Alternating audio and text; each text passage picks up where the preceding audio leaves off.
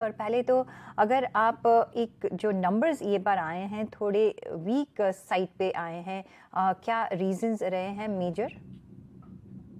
तो major reason is two और three actually major reason. One that हमारा एक जो बड़ा क्लाइंट है जो कंटिन्यू कर रहा है एंड अभी उसका रेवेन्यू नॉर्मलाइजेशन होना था हमारा Q4 और Q1 में, जो कि हो रहा है and it is part of the plan. हमारा स्केड्यूल था कि हमारा वहाँ पर रेवेन्यू नॉर्मलाइज होगा। तो एक तो रीजन वो है। सेकंड रीजन ये है कि हमारे दो क्लाइंट्स हैं जिनका काम Q1 में शुरू होना था, अभी वो Q2 में शुरू होगा, तो वो डिले हो गया। तो उसकी वजह से सेकंड रीजन है। और थर्ड जो रीजन बहुत कॉमन है हर कंपनी के लिए कि आज की डेट में सप्लाई चैलेंजेस हैं, तो उसकी वजह से थोड़ा माइनर इम्पैक्ट उसका भी होगा।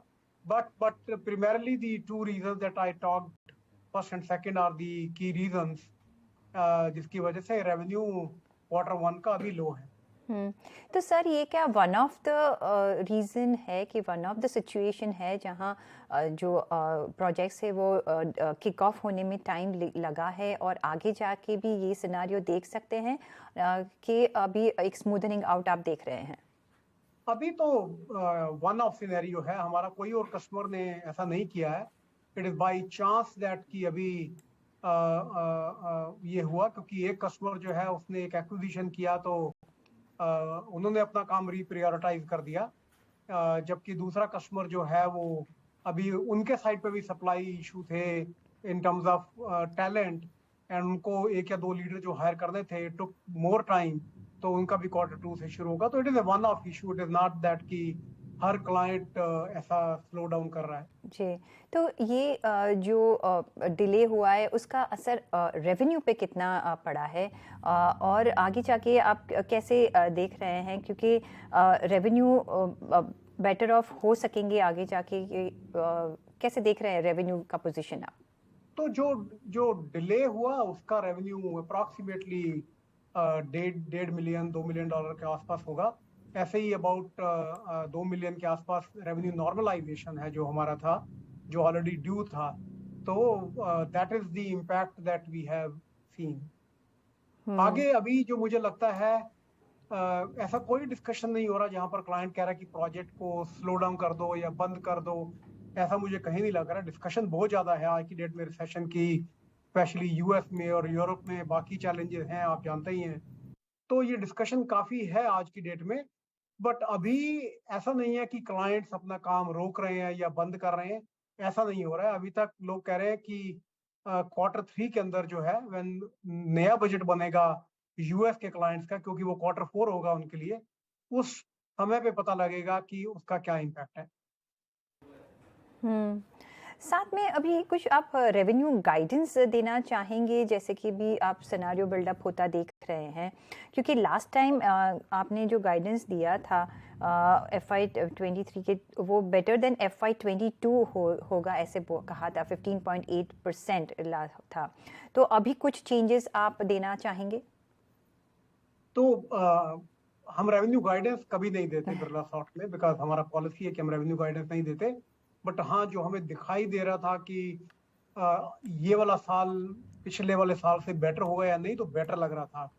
अभी काफी सारे इफ्स एंड बट्स आ गए हैं, क्योंकि रिसेशन की बात हो रही है, स्लो डाउन की बात हो रही है। तो उसकी वजह से आई नो दैट कि ये क्वेश्चन बार बार आ रहा है। लेकिन अगर देखा जाए, जो हमारे इंटरनल गोल्स हैं हमारी सेल्स टीम के लिए, हमारी डिलीवरी टीम के लिए, वो हमने चेंज नहीं किए। बिकॉज हम अभी भी पुश कर रहे हैं क्योंकि डिमांड है अभी भी, एंड सप्लाई ही अभी कंस्ट्रेंट है।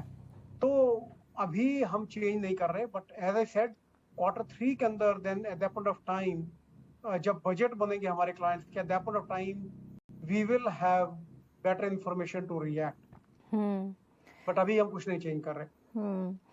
आपके एस्पिरेशंस भी बड़े हैं सर। आपने $1 बिलियन का रेवेन्यू बाय FY25 रखा है। वो कैसे पूरा होता आप देख रहे हैं? और एस्पिरेशन रखना अच्छी बात है, लेकिन जैसे भी हम जैसे सिनारियो देख रहे हैं अभी, कितने अचीवेबल लग रहे हैं? तो देखिए, everybody can look at only 1 or 2 quarters ahead. जी। किसी को नहीं पता था कि रिसेशन आएगा, किसी को नहीं पता था कि डिमांड इतना इंक्रीज होगा।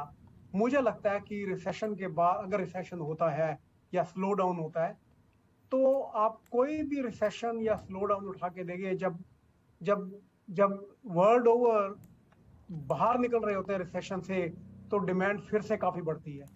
ठीक है, तो मुझे लगता है कि अगर स्लो डाउन होता भी है तो उसके बाद डिमांड फिर से बढ़ेगी।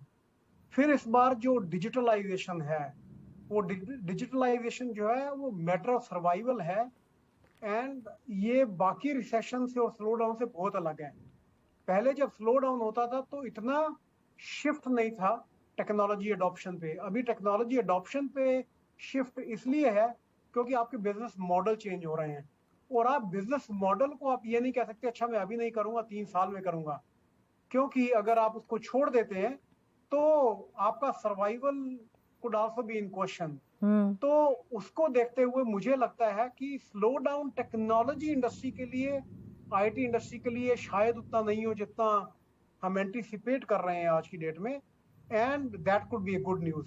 नाउ जब बात आती है $1 बिलियन की, तो अगर हम 15-16% के आसपास ग्रो अगर करते रहते हैं ईयर ऑन ईयर, तो हम लोग 800 से लेकर 850 के बीच में पहुंच जाएंगे। और हमने ऑलरेडी बोला है कि हम एक्विजिशन करेंगे जो अबाउट 150 से $200 मिलियन का होगा। तो that is how we will reach to $1 billion, and we continue to work on both the aspects. एक डील विंस में भी हमने एक 10% का एक मूवमेंट देखा है डाउन साइड पे, तो वो कैसे आप देख रहे हैं अभी आगे जाके, और कितने नए क्लाइंट्स एडिशन करने की आप सोच रहे हैं? और साथ में यूरोपियन बिजनेस भी एक वीक रहा है, सो वहाँ से अभी आपको कितनी उम्मीद है? तो देखिए, deal wins $185 million is very good deal wins that we have, क्योंकि जो डिफरेंस आप देखेंगे रिन्यूअल कम है लेकिन नया रेवेन्यू जो आएगा वो 60 से 65% के बीच में है। तो अभी क्या है कि पहले डील्स आती थी बड़ी बड़ी लेकिन लॉन्ग टर्म, तो सडनली डील वैल्यू बहुत बड़ा दिखाई देता था। आज की डेट में 185 million is a very good deal wins. मैंने हमेशा बोला है कि अगर हमारी डील विंस 150 से 175 मिलियन के डॉलर के बीच में रहती है तो it is very good. Actually 81-85 is very good number. जहां तक यूरोप की बात है, यूरोप हमने अपना स्ट्रेटजी डालना शुरू किया था। कुछ तो इश्यूज हैं यूरोप के, as you know that, because of their own geographical issues that are there. Second issue है कि dollar has become much stronger, तो जो आपका यूरो का रेवेन्यू आता है, when you convert into the ratio और कन्वर्ट इनटू द डॉलर, तो यूरोप का रेवेन्यू आर्टिफिशियली भी थोड़ा कम दिखता है, लेकिन कांस्टेंट करेंसी में वो रेवेन्यू जो है बेटर होगा। तो मुझे लगता है कि हमारा स्टेबिलिटी आ गया है यूरोप में, एंड यहाँ से हम अगर 2 या 3 क्वार्टर देखें तो हम ग्रो करना शुरू कर देंगे, क्योंकि अब हमारी वहां पर टीम हैज कम, ठीक है, leadership is there, and now we will start working on really improving our revenue in the Europe. तो उसमें 2 या 3 क्वार्टर लगेंगे, एंड मुझे लगता है कि उसका रेवेन्यू हमारा अच्छा ग्रो होने लग जाएगा यूरोप का। जी जी।